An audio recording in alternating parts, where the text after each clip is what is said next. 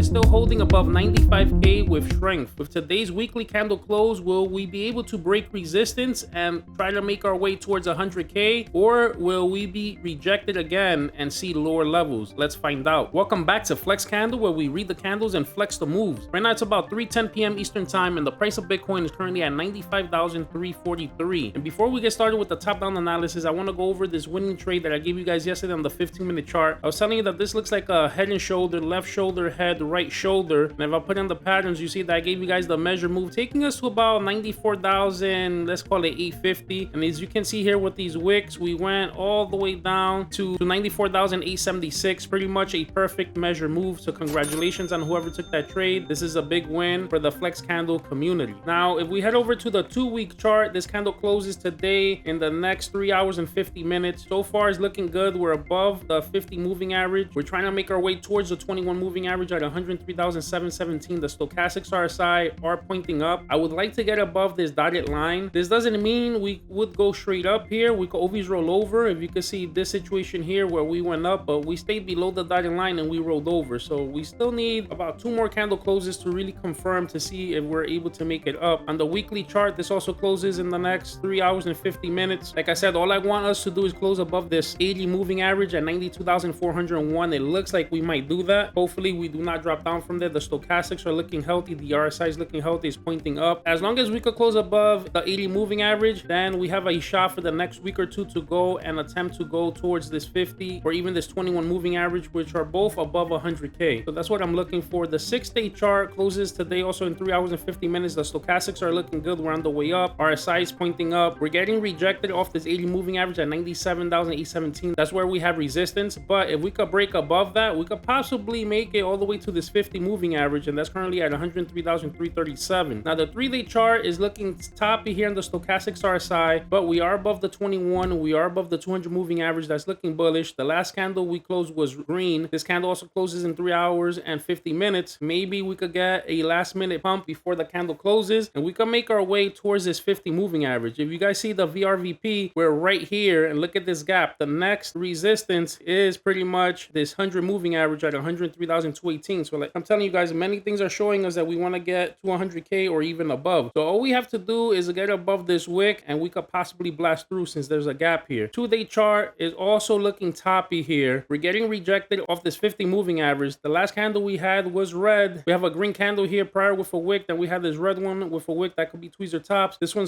looks like it wants to close slightly lower. We're still under the 50 moving average. Let's see what ends up happening. Let's see if we could get that spike up towards the 200 moving average, also above 100k at 101,017. On the daily chart, this one, it has me a little bit excited. If we zoom in, we could see that we're trying to see if we can make a curve back up. If we could do that, then it's more probable that we can make it back up to about 97, 98k, even 100k. We have resistance on the 100 moving average at 96,383. Now, if you guys look at this good, now if you guys remember, I also do have this in a bear flag, and this bear flag could take us down to about 68k, 65k, 70k, around there. We're currently above the bear flag, so we're starting to break up out of it, negating the bear flag. But with this 100 moving average rejection here, if we get back into this pattern, we have to bounce off this 21 moving average at 91,993. If we don't, and we get back into this pattern, then we could continue going sideways and eventually actually start making the measured move for the bear flag. But if we could blast through this 100 moving average resistance, again, look at the VRVP. We have a gap here. The next rejection point could be this part that's sticking out here on the VRVP, and that's at around 101,726 as well. So we have a chance for that, but we need to break this resistance here. Now we take a look at the 22-hour chart. This is looking like it wants to roll over. We got rejected off the 200 moving average. If this comes down and resets, what we need to do is make sure we hold this 21 moving average, and then we could bounce up. We're still a little bit far from it. That's a 93,368. So I can still see us kind of coming down a little bit. The 8-hour chart is starting to reset. We're touching the 21 moving average. This is already pretty primed to continue having a move up. If you guys check out the 4-hour chart, you guys know I have this in a falling wedge, which already has broken out, but we've been going sideways. This falling wedge takes us above 98k, or 98,200, let's call it. The stochastics are on the way up. We have bullish divergence on the stochastics RSI. So this is showing that we're primed to continue going up. The only thing is we're having some problem here getting above this 21 moving average. If we could get above this 21 moving average, I feel like this measured move could play out here. We take a look at that 1-hour chart. Stochastics are starting to get a little toppy here. We're barely above the 21 moving average. We really have to stay above this 21 moving average for us to continue going up. And we have to blast through this 100 moving average at 95,670. There's been a lot of resistance here below 96K that seems like we can't get above. We've been stuck here sideways for a couple of days. Let's see if by the candle close today at 7 p.m. Eastern time, we could blast through this. On the 15-minute chart, stochastics are starting to roll over. The RSI is rolling over. The only thing I see bullish here is that the 21 moving average is about to cross the 200 moving average. That's bullish. If we could touch the 21 moving average and the 200, hold that as support, then we could possibly bounce up from here and continue going up. So right now, I am still seeing us possibly just going sideways, holding the 95K level. If we could hold, like I said, this 200 moving average, this 21 moving average, and if we could get above this 21 moving average on the 4-hour, I do expect us to try to make a run at the resistance at around 97, 98K. And then we see from there, we could get through there, then we should be able to make it to around 100K. All right, guys, so that's the breakdown. If this gave you clarity or a setup to watch, do me a favor, like, drop a comment, subscribe. And if you have a stock or crypto you want me to go over, drop it in the comment section. This is FlexCandle, where we read the candles and flex the moves. Catch you on the next chart.